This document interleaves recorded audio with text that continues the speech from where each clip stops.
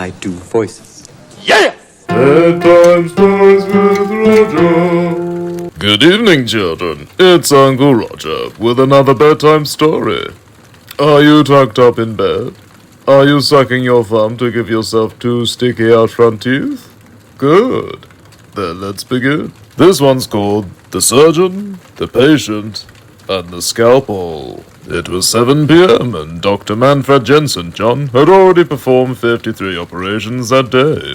He was starting to get tired, but thought he would just push through and perform the last minor operation.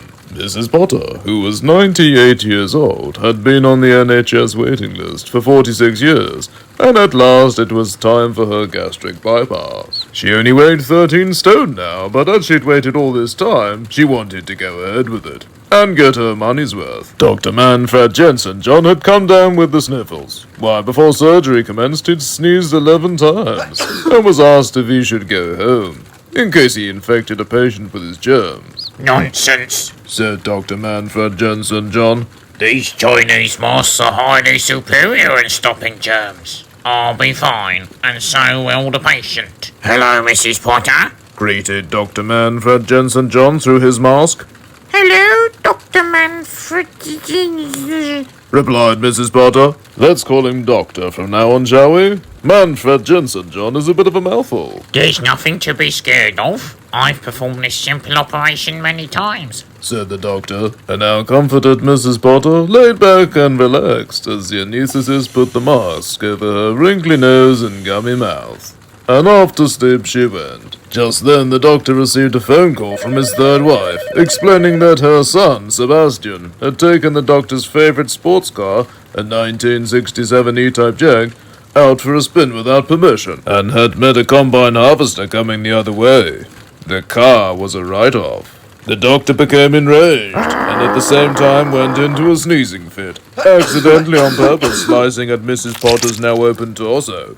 I'll give you a gastric bypass, all right, you old wrinkly hag. No! Screamed the nurses and the anaesthetist as they tackled him to the floor.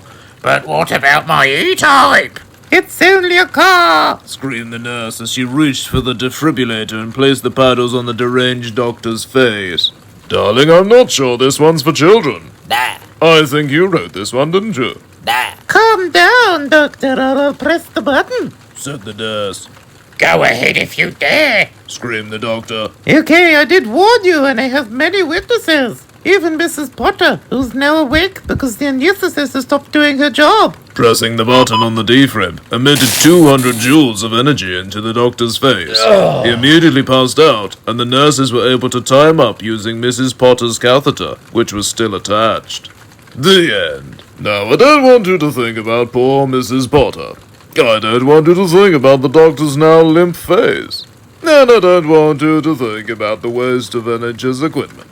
I want you to sleep well. Join us next time for another story titled The Backpacker, The Poisonous Spider, and the Slow Death.